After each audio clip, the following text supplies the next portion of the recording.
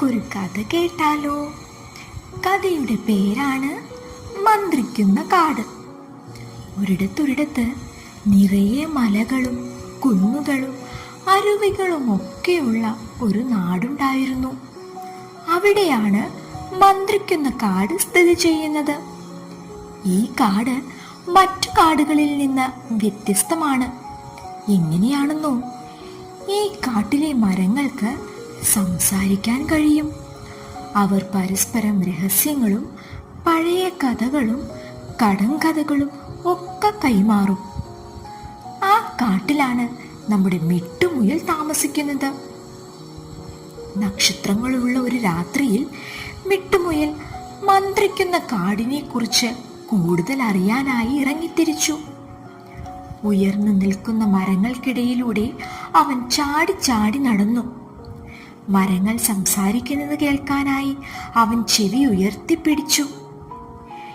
ഈ കാടിനെ കുറിച്ചുള്ള എല്ലാ കഥകളും ഇന്നു രാത്രി തന്നെ ഞാൻ കണ്ടുപിടിക്കും, അവൻ മനസ്സിൽ പറഞ്ഞു. മരങ്ങളെല്ലാം മിട്ടുവിനെ ശ്രദ്ധിക്കുന്നുണ്ടായിരുന്നു. അവർ അവനോട് സംസാരിക്കാൻ തുടങ്ങി. കുഞ്ഞുമുയലേ, കുഞ്ഞുമുയലേ, ഞങ്ങളോടൊപ്പം കളിക്കാൻ കൂടുന്നോ? വയസ്സനായ ഓക്കുമരം ചോദിച്ചു.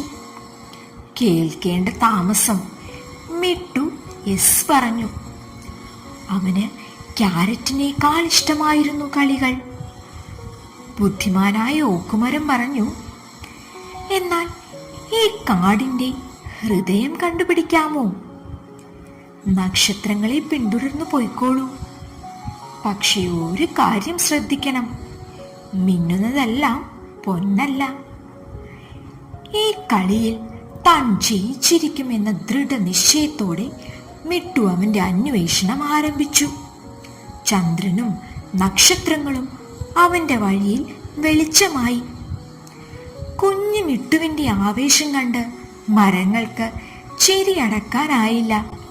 മിട്ടു മരങ്ങൾക്കുള്ളിലൂടെ ചാടി ചാടിപ്പോയി. അങ്ങനെ അവൻ ഒരരുവിയുടെ അടുത്തെത്തി.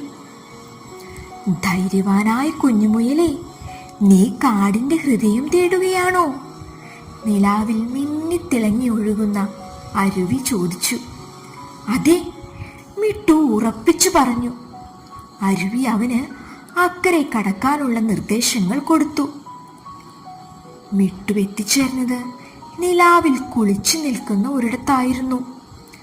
അതായിരുന്നു ആ കാടിന്റെ ഹൃദയം. അവിടെ വളരെ വലിയ പഴക്കമുള്ള ലക്ഷക്കണക്കിന് നക്ഷത്രങ്ങളാൽ മിന്നിത്തിളങ്ങുന്ന ഒരു മരമുണ്ടായിരുന്നു. സൗമ്യമായ ശബ്ദത്തിൽ മരം സംസാരിക്കാൻ തുടങ്ങി.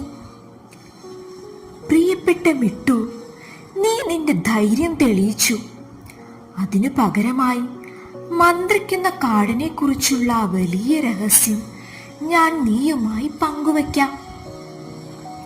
സ്നേഹവും ദയയുമാണ് നമ്മുടെ ലോകത്തെ ജീവനോടെ നിലനിർത്തുന്ന യഥാർത്ഥ മാജിക്. മിട്ടുവിന് സന്തോഷം കൊണ്ട് അവന്റെ ഹൃദയം നിറയുന്നതായി തോന്നി. മാജിക് മറഞ്ഞിരിക്കുന്ന നിധികളായിരുന്നില്ല എന്നവൻ ഈ യാത്രയിലൂടെ തിരിച്ചറിഞ്ഞു. ആ വലിയ മരത്തിനോട് നന്ദി പറഞ്ഞ് അവൻ മടങ്ങി.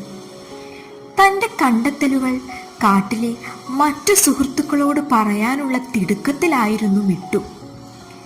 തിരിച്ചെത്തിയ മിട്ടു പറയാൻ ഒരുപാട് കഥകളും അത്ഭുതങ്ങൾ നിറഞ്ഞ ഹൃദയവുമായി മന്ത്രിക്കുന്ന മരങ്ങളുടെ കാവൽ കണ്ണുകൾക്ക് കീഴിൽ ഉറങ്ങാൻ കിടന്നു. രാത്രിയിൽ കാട് മന്ത്രിക്കുന്ന അനന്തമായ കഥകളുടെ ഭാഗമാകാൻ കഴിഞ്ഞ വിലമതിക്കുന്ന ഒരു യാത്രയായിരുന്നു അവനിത്. കൂട്ടുകാർക്ക് കഥ ഇഷ്ടമായോ? എന്നാൽ ഇതുപോലുള്ള കഥയുമായി വീണ്ടും വരാം.